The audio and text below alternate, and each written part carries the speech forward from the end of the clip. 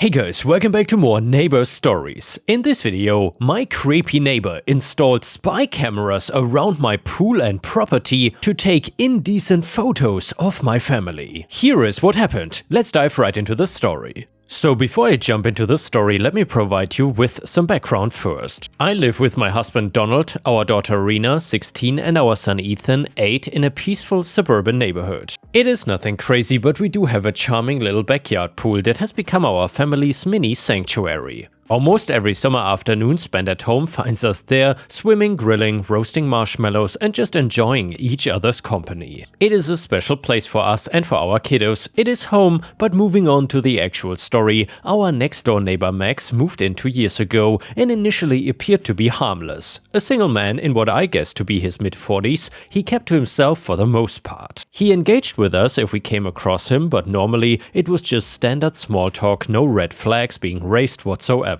Sure, he was a little eccentric, wearing mismatched clothes and displaying quirky habits, but I honestly just chalked it up to social awkwardness. However, as time went on, his behavior began to feel increasingly unsettling. He seemed to have an uncanny knack for being outside whenever we were, even if it was a strange time to be out. If we dared to venture into the pool, Max would instantly materialize in his yard, often with little more than an excuse to linger near our shared fence, whether it was watering his plants or trimming the hedges. It felt strange, but I tried to justify it. A quirky neighbor was better than a reclusive one, right? After a while though, his comments started escalating beyond the realm of polite small talk. One day, as Rena was sunbathing in her swimsuit on a lounge chair, he leaned over the fence. His eyes gleaming, he said, "You're going to break hearts when you're older. Such a beautiful girl." Rena was 15 at the time. Her laugh did not mask the discomfort I sensed in her expression, and she did not even protest as I ushered her inside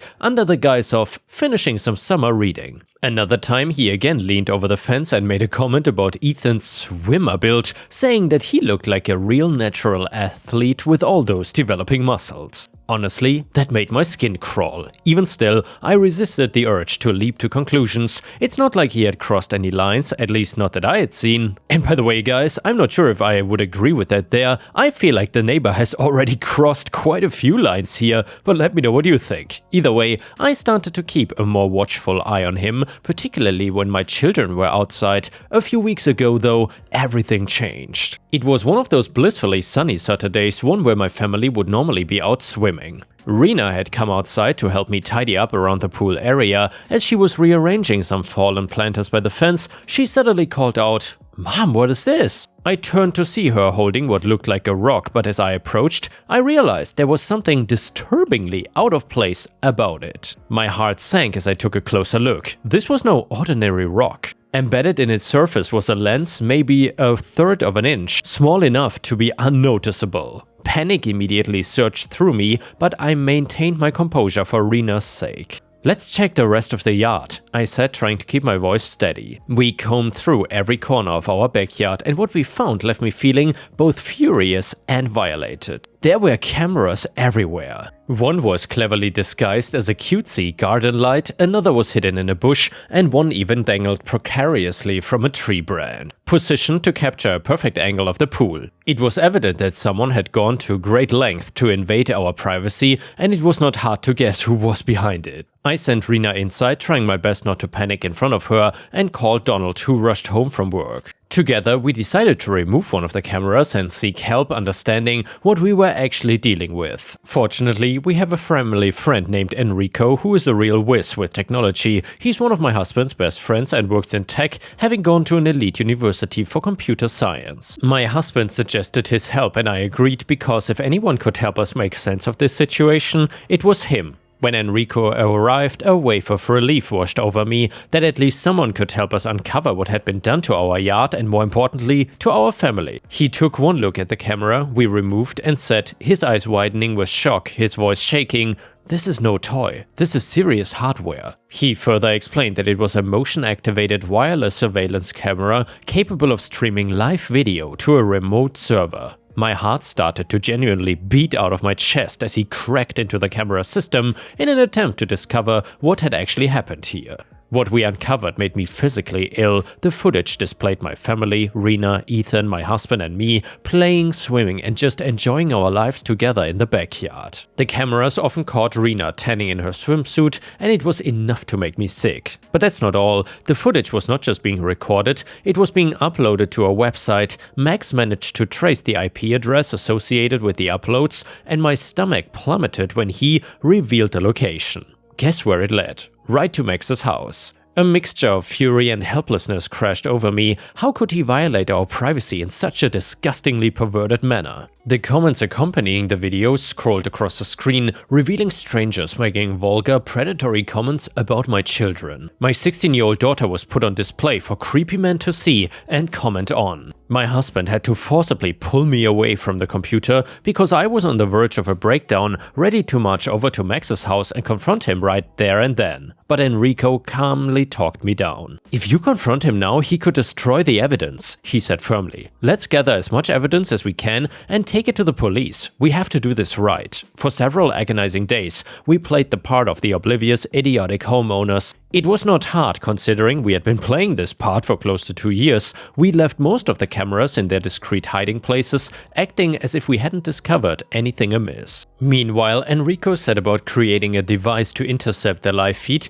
and record all of Max's activities. Each time I caught sight of Max in his yard, I felt the rage boiling inside me, begging to be released. Every instinct told me to confront him, to accuse him of his vile actions, but I knew I had to keep my cool. If we were gonna ensure justice, we needed irrefutable evidence. Day after day, Enrico worked tirelessly, and slowly but surely, the evidence began piling up. It became clear that Max was actively logging into the live feed and uploading new videos. We managed to capture timestamps, IP logs, and even screenshots of his activity. It was as if everything was falling into place, but the stress was taking its toll on Donald and me. Seriously, there was only so much we could take, and seeing the comments on the videos of my kids, the kids who I had tried so hard to protect and shelter from the world, made me ill. At night, after the kids went to bed, Donald and I would huddle together in the living room with our laptops poring over what we had gathered. Each detail made the violation feel all the more real. And we often discussed, painstakingly so, how this could have gone unnoticed for so long.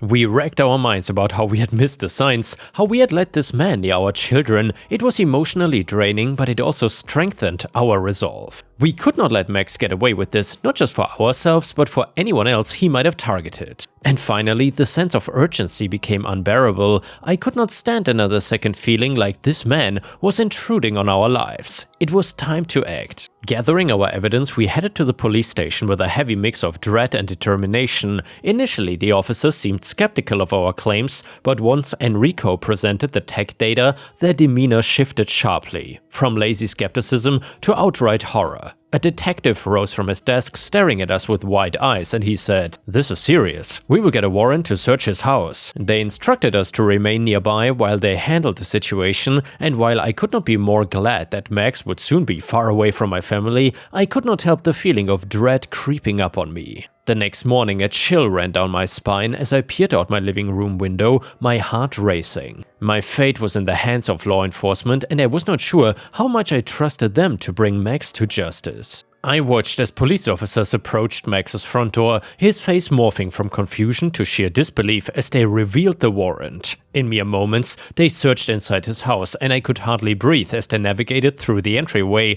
hauling equipment out of Max's possession. Max tried to play the victim, loudly insisting that he was being framed and claiming he had never hurt anyone, but the evidence did not lie. The layers of his deceit were peeling away, exposing the truth lurking beneath. The officers did not buy his excuses, and neither did we. They promptly arrested him, leading him away in handcuffs. Witnessing that moment was electrifying. After weeks of anxiety and turmoil, it felt like a small victory in an ocean of pain. Later, we received a call from the police to discuss the implications of what they had found. They discovered folders upon folders of footage, not just of my family, but of countless others in the neighborhood, as well as other explicit illegal videos involving kids. Max had been doing this for years, and the realization of the heinous scale of his crimes was just staggering. Knowing we had played a role in stopping him brought a measure of comfort, if not a sense of vindication. Max was charged with illegal surveillance, distribution and possession of extremely explicit material, and several other crimes.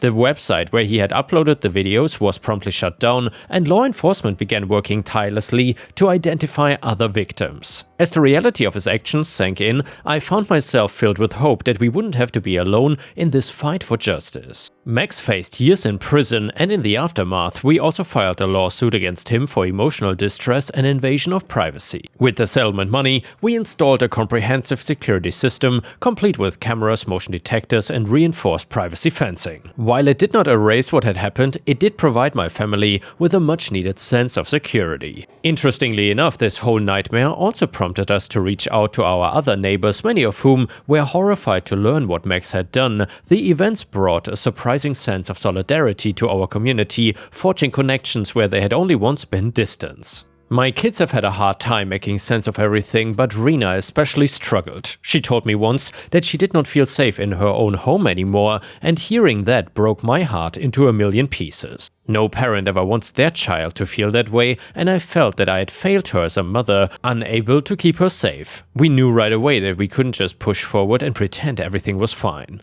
We found a therapist who could work with our whole family, and those first few sessions were heavy. There were tears, anger, and confusion, but little by little those meetings gave us space to open up. Rena and Ethan started sharing their fears and frustrations, and Donald and I did too. We talked honestly about how this had all shaken us, but we also worked to remind the kids that they were safe now and loved. Eventually, we decided to reclaim one of our favorite things. I won't lie to you though, it was hard at first. Stepping out there brought back a flood of memories we'd all rather forget, but we made a point of doing it together, wearing bright, albeit occasionally tacky, swimsuits and bringing back the laughter that Max had tried to steal from us. And slowly, our backyard started to feel like ours again, not a place tainted by his horrible actions. This whole ordeal has changed us in ways I never could have imagined.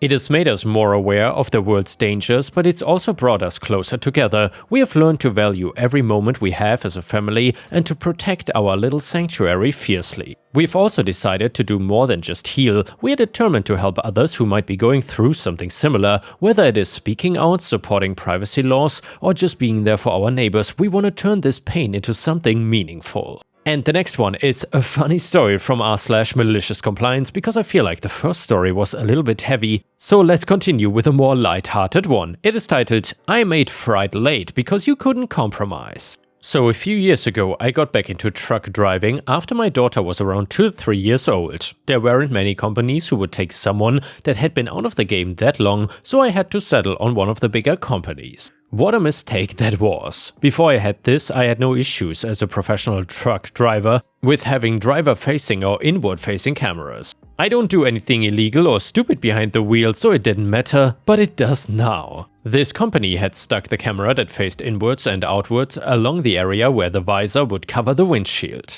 As most things like this happen, it was a recordable offense to have the visor not only block our son from laser beaming me in the face, but having the visor down block the camera. I got calls about it constantly. I asked them what I should do. Don't cover the camera, but the sun limits my vision. Well, don't cover the camera. I cannot stick anything on the windshield to block the sun. This is unsafe. What do you want me to do? Don't block the camera. Can you move it somewhere else? No. How am I supposed to see during sunrise and sunset hours? Don't block the camera, was their answer. It came down to them threatening my job and livelihood, and that if I blocked the camera one more time, they would need to remotely deactivate the truck and force me out with a local police escort. So what did I do? Well, I started to find nice safe places to stop every single early morning and evening when I was driving, where the sun would come through the windshield. My dispatcher, understanding of a man that he is, asked me why loads were being late and why I was stopping so frequently for so many hours. I told him safety would not compromise and I cannot frickin' see out the window with the sun laser beaming me in the face. I'm not crashing into someone because a damn camera is being blocked when I haven't done anything to warrant this kind of abuse. I apologized to him, but told him that this would continue. He was able to schedule loads out to where I had the stopping time, but ultimately they fired me anyway after 5 months. Bonus, I was told I was unsafe, stupid, and shouldn't drive a truck, should find work that fits a woman better, and that I would not be hireable anywhere, even in those sketchy second chance companies where the pay, equipment, and safety is crap. Joke's on them. After 2 years of running for a company that treats me like I'm a human being and not some seat-warming robot, 4 of their little company trucks have been seen by little old me in the ditch or median on I-29 this year after a 2-day winter storm. My truck, it's still running, currently waiting on unload. The next one is titled Malicious Compliance Done Perfectly.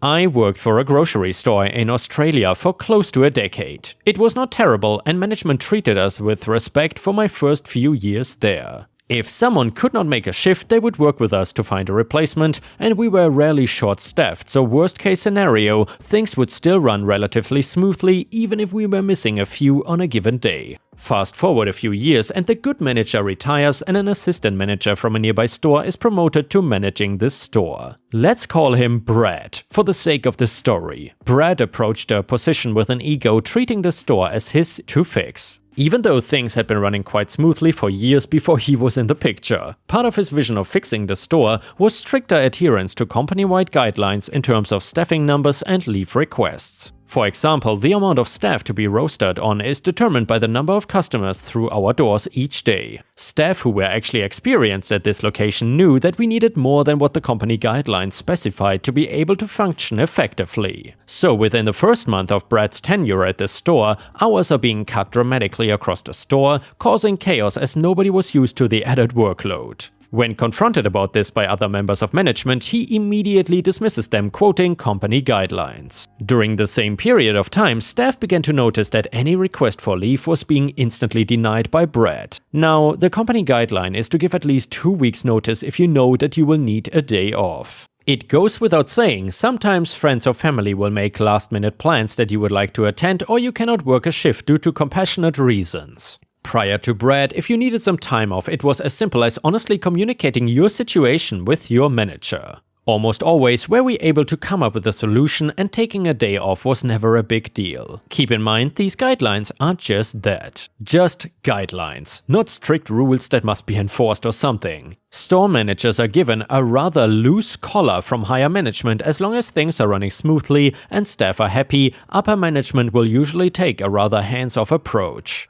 They won't micromanage each individual store, ensuring every little corporate guideline is being adhered to unless there are obvious issues requiring their attention. So now Brad's about a month into his position and we are short-staffed throughout the store. Everyone is stressed, requests for leave are being denied due to the lack of staff that Brad caused in the first place. Of course, Brad quotes company policy each and every time he does this. He won't even allow us to organize someone else to cover shifts as it is too much paperwork. It's a Saturday and I am due to work my regular shift that same night. I then get a call from a friend with a spare ticket to see my favorite artist's sold-out show. I want to go and I've spoken to a colleague who's willing to cover my shift, so I'm not screwing over my team. I then call the store and I speak to Brad, tell him the situation and that I have someone to cover said shift. Brad predictably gives me the same response that he's been giving everyone else. Sorry, as per grocery store's staffing policy, you must give 2 weeks notice for any time off. It does not matter if someone else is willing to take the shift. So cue my malicious compliance. For a manager who's so into following rules, I was surprised to discover that he never took into account grocery store X's sick leave policy. Staff are entitled to paid sick leave for a day without the requirement of a doctor's note. So if you take 2 days or more off consecutively, then you need a medical certificate. I call back an hour after my initial call. This time I tell Brad that I've come down with the most terrible headache and that there's no way I can work that night. He does not even reply to me. I can faintly hear him angrily mumble that he'll have to call in last-minute replacement before hanging up. It didn't take long for staff to catch on to this loophole. Staff needing time off with less than 2 weeks notice would no longer bring it to their manager's attention immediately, instead opting to call in sick the day of each time. Obviously, this ensured further chaos in terms of lack of staff, a problem I never experienced in my near decade at the store. Brad proceeded to quit after about a month and a half of being manager. Replacing him was the old assistant manager that has been at this location for several years at this point. It took a while to reverse the damage Brad had caused, but things got back to normal with someone who actually knew how to run the store at the helm. And yeah, right, stars, I exactly know this kind of manager. It's those people that think so highly of themselves and think that they can never be wrong and are absolutely better than others. Therefore, it is so satisfying to see them get proven wrong. And to end the video, we will read a funny story from r/PettyRevenge that you have not heard before. It is titled, Petty, but I got my pliers back. So I loaned my Snap-on pliers to a stranger when I was young, dumb and poor. Well, to my surprise, they did not return in an hour as the borrower had informed me. I called a few times over the following days and then he decided to tell me to F off. Well, let me tell you, that's the wrong idea, buddy. I called him every 2 hours for 2 days, nothing. I called every hour for 2 days, nothing. Then I opened my flip phone on my toolbox and every time I walked by or grabbed something, I hit the talk/talk and walked away. Old flip phone users know that is a radial shortcut that would then leave long voicemails. This went on for over a week until he answered and told me to stop calling. I said, bring my pliers back, and then double down on the calling. Middle of the night, get up to pee, talk. Go to the bar and just keep hitting talk in my pocket. 3 buddies' phones all talk until his phone never stopped ringing again ever. I got my pliers back, now I take a deposit that is big enough that I could buy 2 new tools if loaned. And yeah guys, I hope you enjoyed today's stories and I will see you again tomorrow.